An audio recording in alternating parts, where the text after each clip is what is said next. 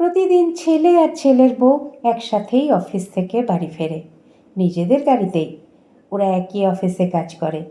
ছেলের বউ আহেলি সন্তান সম্ভবা, 7 মাস গড়িয়ে 8-এ পড়েছে। মাতৃত্বকালীন ছুটির জন্য আবেদন করেছে অফিসে, হয়তো শীঘ্রই মঞ্জুরও হয়ে যাবে। পূর্ণিমা দেবীর আনন্দের সীমা নেই। নতুন বংশধর আসছে। উচ্ছ্বাসে ডগমগ হয়ে তিনি একাধিকবার ছেলে আর বউকে আশ্বস্ত করেছেন, আরে আমি তো আছি, কোনো চিন্তা করিস না, একাই সব কিছু সামলে নিতে পারবো। গাড়ি থামার শব্দ হলো। তার একটু পরেই বেজে উঠল কলিং বেলটা। পূর্ণিমা দেবী দরজা খুললেন। ছেলে আর বৌমা চুপচাপ তার পাশ দিয়ে ভেতরে ঢুকে গেল। পূর্ণিমা দেবী ঠায় দাঁড়িয়ে থাকলেন। ঠিক ততক্ষণ দাঁড়িয়ে থাকলেন যতক্ষণ না ড্রাইভার সুধন্য গাড়িটাকে নিচের গ্যারেজে ঢুকিয়ে দিয়ে গ্যারেজের তালা মেরে একতলায় উঠে এসে 2 কামরার এই ফ্ল্যাটের বৈঠকখানার সোফার এক কোণে এসে বসে। এরপর তিনি দরজাটা বন্ধ করলেন। প্রতিদিন এমন সময় ঠিক এমনটাই তিনি করে থাকেন। প্রতিমা দেবীর হাতে করা 1 কাপ চায়ের বড্ড নেশা সুধন্যর। ছেলেটা বড্ড ন্যাওটা প্রতিমা দেবীর। ব্যবহারটা কিন্তু ওর খুব সুন্দর। নরম ভাষায় কথা বলে বড্ড মিশুকে। শুভ আর আহেলিও ওকে খুব পছন্দ করে। গত মাসে শুভরা অনেকগুলো টাকা খরচ করে ওদের ঘর সাজাবার জন্য একজোড়া শৌখিন উইং চেয়ার কিনেছিল।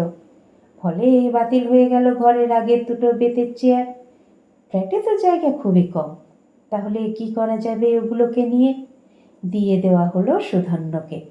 সুধন্যও নাচতে নাচতে মহানন্দে বাড়ি নিয়ে চলে গেল। একইভাবে ডাইনিংয়ে সেকেলে প্লাইউডের ক্যাবিনেটটাকে যখন ফ্যাশনের সেগুন কাঠের দামি স্টোরেজ ক্যাবিনেটটা দিয়ে প্রতিস্থাপিত করা হলো, তখন বাতিল হয়ে যাওয়া সেই পুরনো ক্যাবিনেটটার স্থান হয়েছিল সুধন্যর বাড়িতেই। শুধু কি আর বাতিল হয়ে যাওয়া আসবাবপত্র, বাতিল করে দেওয়া পুরনো মোবাইল, ক্যামেরা, টেলিভিশনের মতো জিনিসগুলোকেও ওরা সব সময়ে অকাতরে বিলিয়ে দিয়েছে সুধন্যকে। আর সুধন্য ওদের ধন্য ধন্য করতে করতে সেগুলোকে নিয়ে বাড়ি চলে গিয়েছে। আজও সুধন্য সোফার কোনায় বসা মাত্রই পূর্ণিমা দেবী চা করতে রান্নাঘরের দিকে পা বাড়ালেন। আহেলি বলল, আগে আমার জন্য একটু গরম জল করে দাও।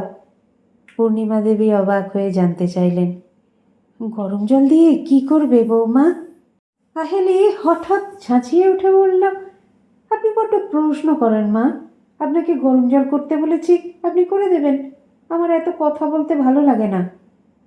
তার প্রতি আহেলির এমন বেয়ারা রূঢ় আচরণ আজ নতুন কিছু নয়। কারণে অকারণে এমনটি তাকে সহ্য করতেই হয়। তিনি তো কেবল সহ্য করতেই পারেন, প্রতিবাদ করতে নয়। তাই রেগে ওঠেন না, কষ্ট পান। চোখটা কখনো কখনো ভিজে ওঠে। শেষ পর্যন্ত নিজেকেই দোষারোপ করেন।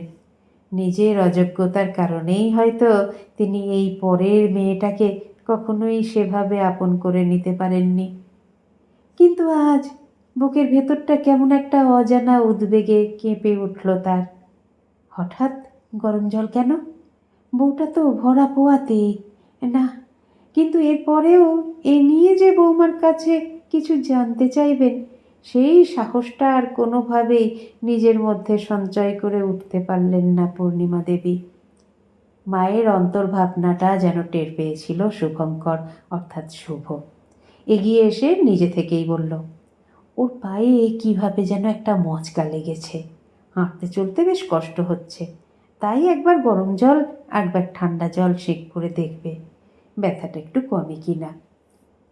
কী করে লাগলো, কোথায় লাগলো, এই ধরনের জিজ্ঞাসাগুলো মনের মধ্যে উসখুস করলেও পাছে ছেলে বিরক্ত হয়, সেই ভেবে নিজের মধ্যেই চেপে রেখে মুখে শুধু বললেন, ঠিক আছে, আমি এক্ষুনি করে দিচ্ছি।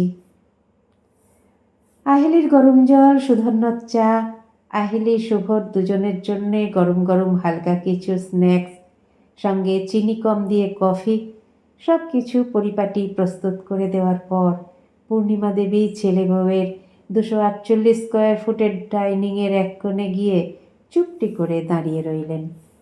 এবং ঠায় দাঁড়িয়েই রইলেন।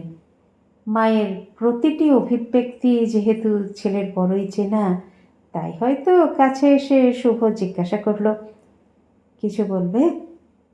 পূর্ণিমা দেবী অনেকটা সময় নিয়েও যেন তার দ্বিধাগ্রস্ত ভাবটা ঠিক কাটিয়ে উঠতে পারলেন না। কত আমতা আমতা করে বললেন, মনে পড়ে আমি ঘর সাজাতে ভালোবাসি বলে তুই শখ করে কোথা থেকে যেন একটা আমার জন্য চীনামাটির পুতুল এনে দিয়েছিলিস। আরে যেটাকে আমি আমার ঘরে ছোট আলমারির ওপর সাজিয়ে রেখেছিলাম রে। আজ কি হলো, ঝড় নেই জল নেই, দুম করে একটা বিকট শব্দে বাজ পড়লো দুপুরে, আর সেই বাজ পড়ার শব্দেই পুতুলটা মেঝেতে আছড়ে পড়ে একেবারে দু টুকরো হয়ে গেল। বিশ্বাস কর, সেই থেকে এত খারাপ লাগছে না, কি বলবো তোকে। আসলে তুই তো আমাকে ওটা হাতে করে এনে দিয়েছিলিস, তাই না? ছেলে কিন্তু ব্যাপারটা আমলই দিল না। ও, এই ব্যাপার, ওরকম একটা পলকা জিনিস তো ভেঙে যেতেই পারে। একটা কথা বলবো মা, ওইটুকু ব্যাপার নিয়ে তোমার এতখানি খারাপ লাগার কারণটা আমার কাছে কিন্তু ঠিক পরিষ্কার হলো না। মা হেসে বললেন, না হওয়ারই তো কথা। কোনো সন্তান যখন ভালোবেসে মায়ের হাতে কোনো কিছু তুলে দেয়, সেটার গুরুত্ব মূল্য একজন মায়ের কাছে যে ঠিক কতখানি, সেটা একমাত্র মাই বোঝে, কিন্তু সে অন্য কাউকে বোঝাতে পারে না। শুভ বলল, থাক এখনো সব কথা, তোমাকে একটা কথা বলার ছিল মা, কিন্তু কিভাবে যে বলি। পূর্ণিমা দেবী বললেন, আমার কাছে আবার তোর সংকোচ, যা বলবি চটপট বলে ফেল দেখি। শুভ তবুও আরও কিছুটা সময় নিয়ে বলল, আহেলি কাল থেকে ছুটি নিচ্ছে, ম্যাটারনিটি লিভ।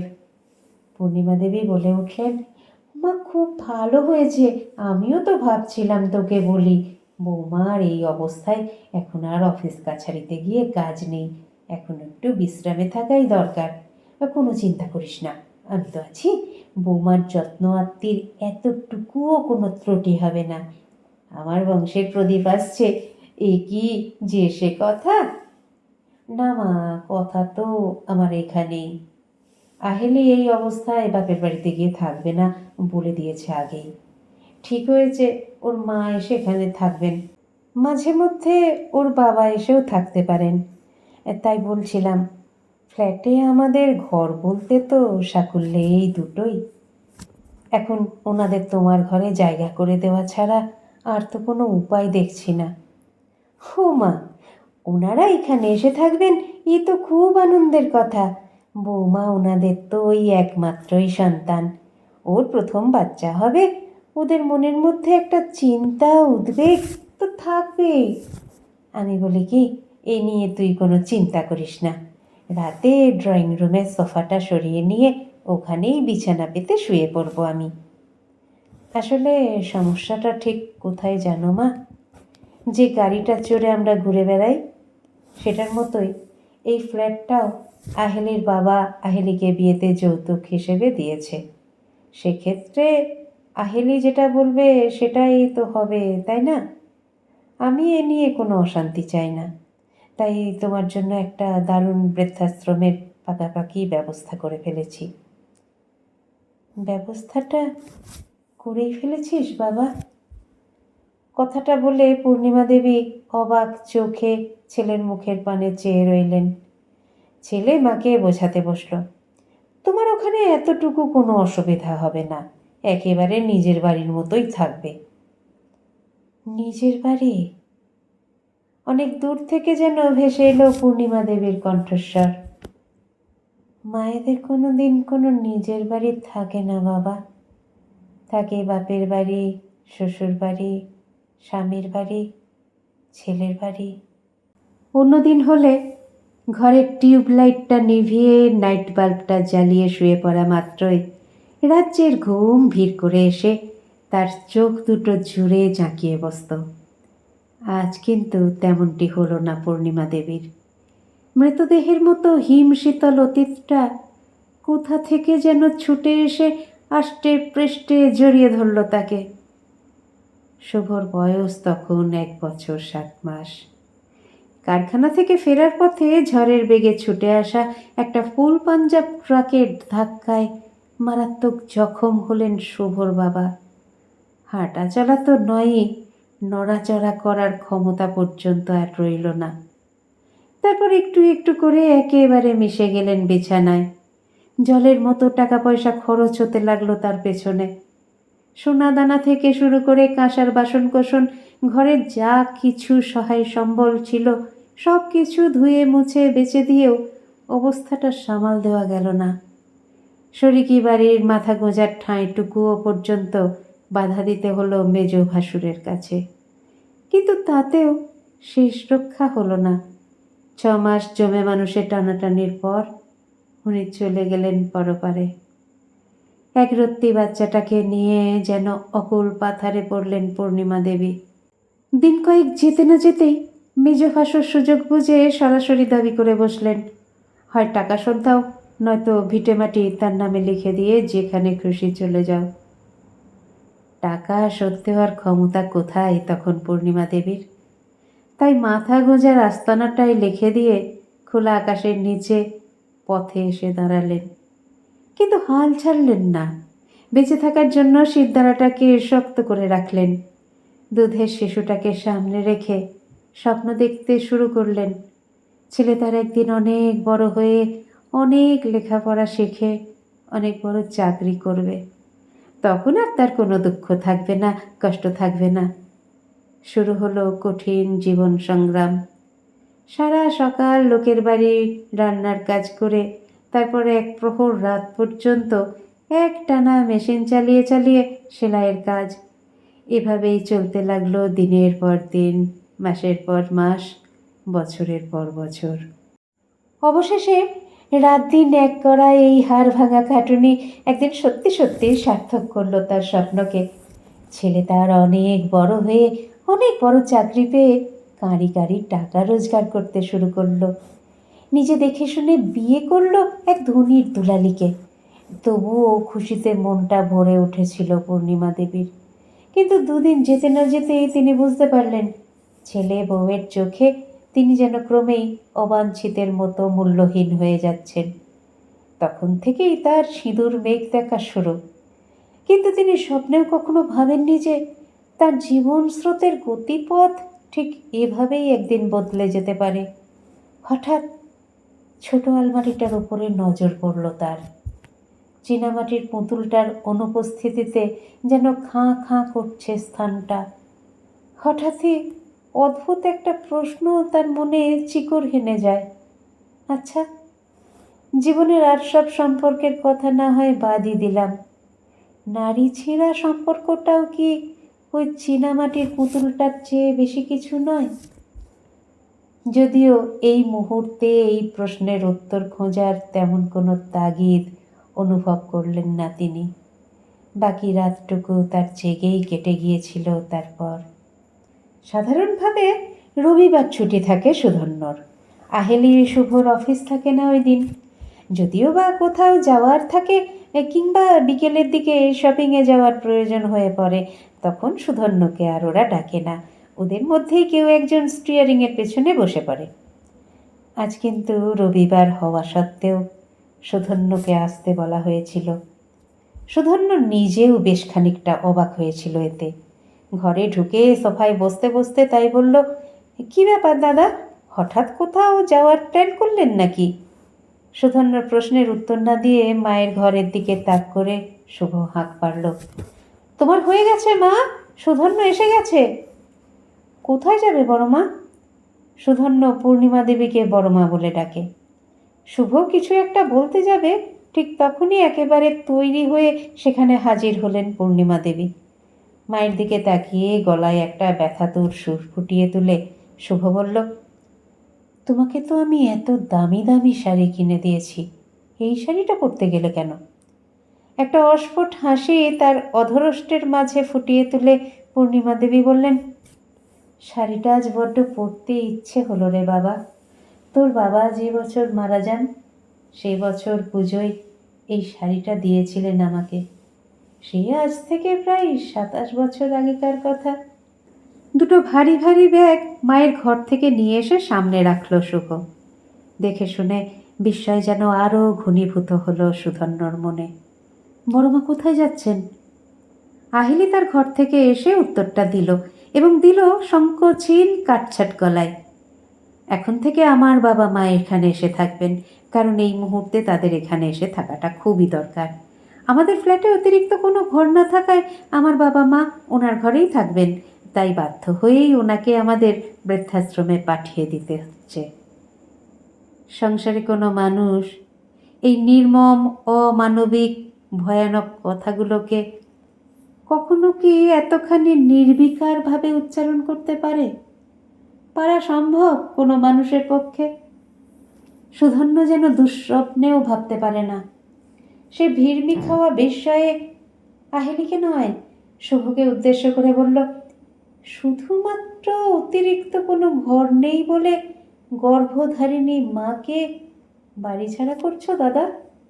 বড়মার মুখে শুনেছিলাম যেদিন তার দুর্ভাগ্য তাকে বাড়িছাড়া করেছিল, তিনি কিন্তু সেদিন তোমাকে তার বুকের মধ্যে শক্ত করে চেপে ধরে আগলে রেখেছিলেন। এবার কিন্তু ক্ষেপে উঠল আহেলি। 2 পয়সার ড্রাইভার, তোমার এত বড় বড় কথার কি দরকার হে?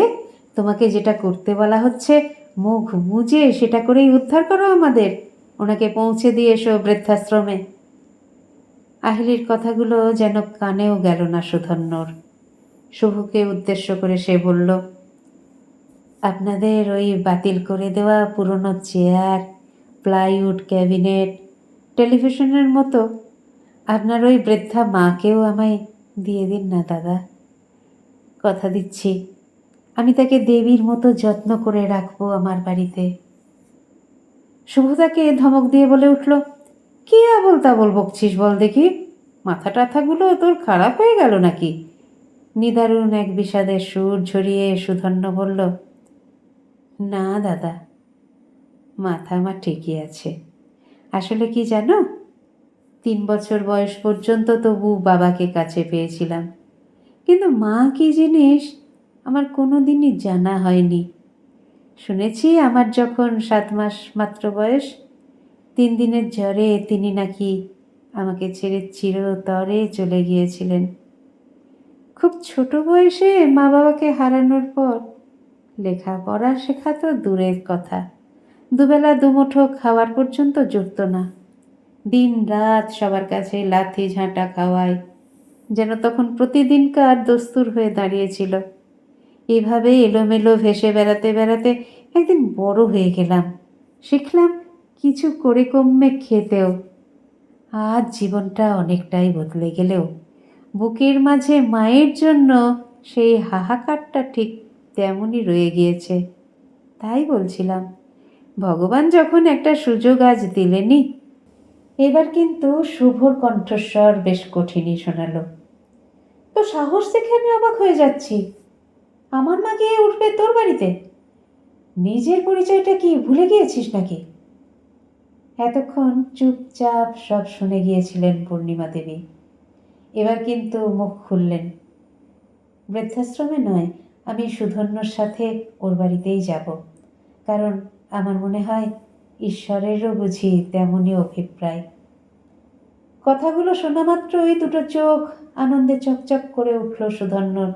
বলল, আজ থেকে তুমি আমার বড় মা নাও, শুধুই মা, শুধুই মা। তারপর শুভকে উদ্দেশ্য করে বলল, তুমি ইচ্ছে করলে আমাকে কাজ থেকে ছাড়িয়ে দিতেই পারো। মায়ের আশীর্বাদে আর একটা কোনো কাজ জুটিয়ে নিতে আমার খুব একটা অসুবিধে হবে না বলেই মনে হয়। সোফা ছেড়ে উঠে দাঁড়ালো সুধন্য।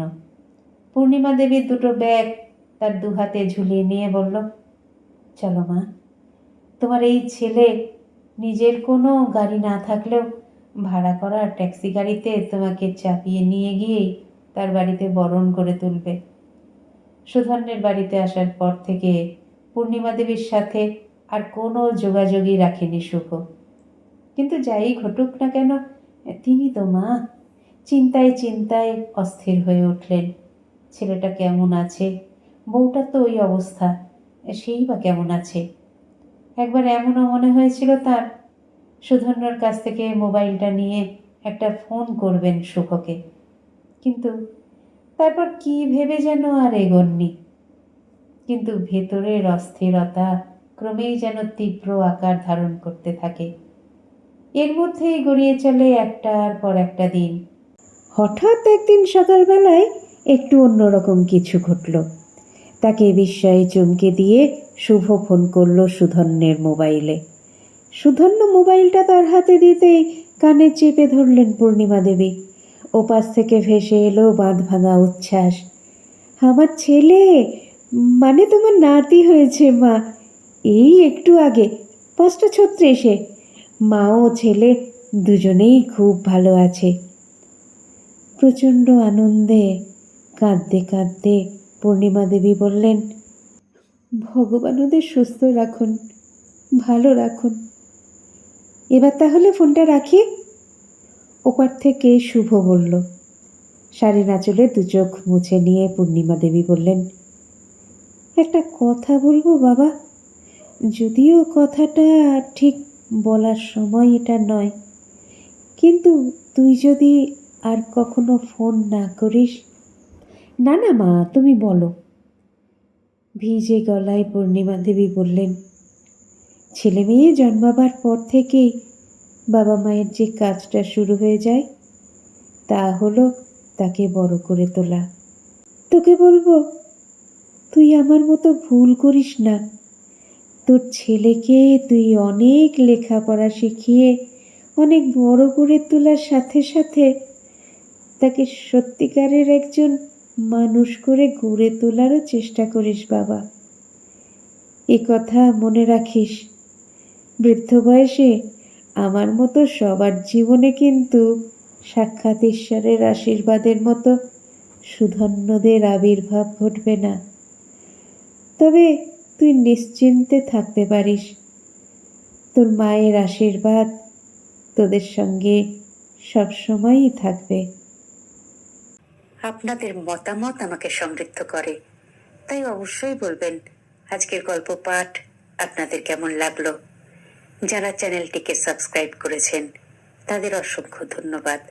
আর যারা এখনো পর্যন্ত সাবস্ক্রাইব করেননি তারা একটু কষ্ট করে সাবস্ক্রাইব করে নিয়ে সঙ্গে থাকুন না প্লিজ। একটু লাইক শেয়ার এগুলো নিশ্চয়ই বলে দিতে হবে না। সুস্থ থাকবেন, সুন্দর থাকবেন আর অপেক্ষা রাখবেন পরবর্তী গল্পের। নমস্কার।